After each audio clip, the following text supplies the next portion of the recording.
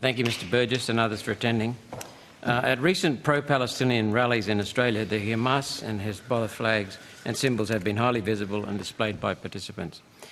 This is an offence. Why did ASIO not step in with the AFP and arrest the offenders? Well, firstly, again, ASIO is not a law enforcement agency, so we don't arrest anyone.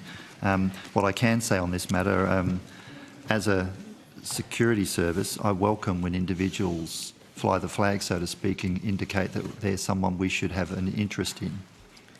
So if people are silly enough to do that, whether it's unlawful or not is a matter for law enforcement, but I personally welcome people declaring their hand, which allows ASIO to conduct lines of inquiry and investigations into those individuals should they be a threat to security. So you're sending two messages there. One is to encourage people to fly their flags, even though it's illegal, or are you encouraging people to do that and be identified? No, I'm just making the comment if people are silly enough to do that, then that actually is something that we can use as a point of interest. Of course, if people are actually flying symbols which are unlawful, then they're breaking the law, but I'll leave that to our federal police colleagues to talk about when they're up at estimates. So I didn't think you had the power to arrest people, but what are your responsibilities? What avenues do you have? So we're a security service. We get to investigate threats to security, including politically motivated violence, promotion of communal violence, sabotage, foreign interference, espionage, anything that jeopardises the integrity of Australia's border or attacks onto Australia's defence systems. And so the flying of a flag would be seen as flagging someone of suspicion to you, but it's up to the police to prosecute. So it's an indicator that there may be a violent ideology behind that. It might just be the actions of a misdirected individual who doesn't really know what they're doing. Is it true that, by the way, I've read your opening statement, and I won't be asking questions about the Gaza visas. Is it true that many Palestinian and Lebanese visa applicants are sympathisers of Hamas and Hezbollah? Well, let's get into a conversation about what a sympathiser is. Are you asking whether there are people who actually support listed terrorist organisations? Yes. Are they all supporting listed terrorist organisations? No. And the nature of that support is actually when we get involved in a process of looking at someone, a visa holder, if it's referred to us, or intelligence that indicates we should look at someone, we'll look at everything that's before us and available to us for our international partnerships to make an assessment of whether someone in that case represents a direct or indirect threat to security. So you look at individuals? We'll look at individuals when they're referred to us or intelligence indicates that we need to look at someone, and we'll investigate them with rigour. So is it true that many Palestinian and Lebanese visa applicants are sympathisers of Hamas and Hezbollah? You do the screening, I'm told. Well, in terms of security? Well, we're looking at security, yes. A very small number of them turn out to be an indirect or direct threat to security based on our current work.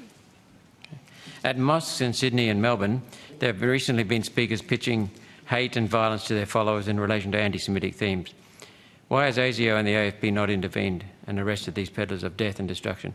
I know that you can't arrest someone, so... Sure, but I obviously won't talk about specific cases, but of course if we're looking at individuals that are actually very cleverly staying on the right side of the law, but that could be interpreted by someone as actually still giving permission for violence, of course we're interested in our investigative efforts will be applied in rigour, and depends on how much effort they get, depends on what we find as we make our inquiries and up through our levels of investigation, including the use of special powers, which are warrants. So what do those special powers involve? Well, a range of interception, computer access warrants, entry and search operations, so we get highly intrusive under a warrant authorised by the Attorney-General, if we have the grounds that warrant that. And if it involves a breach of the law, you will report it to the police? So we pass that straight to our partners in the law enforcement joint counter-terrorism teams. Okay.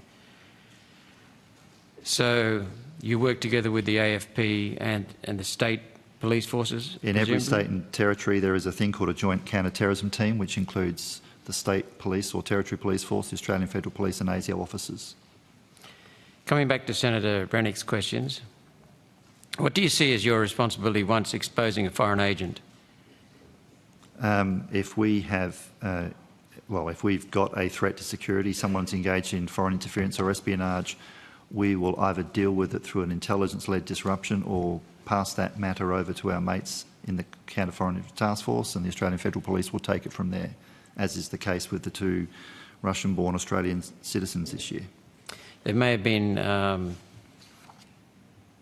Senator Rennick and yourself not agreeing on the words and not understanding each other's words, but do you need any laws passed to enable you to do your job better? No, not at this stage. Okay.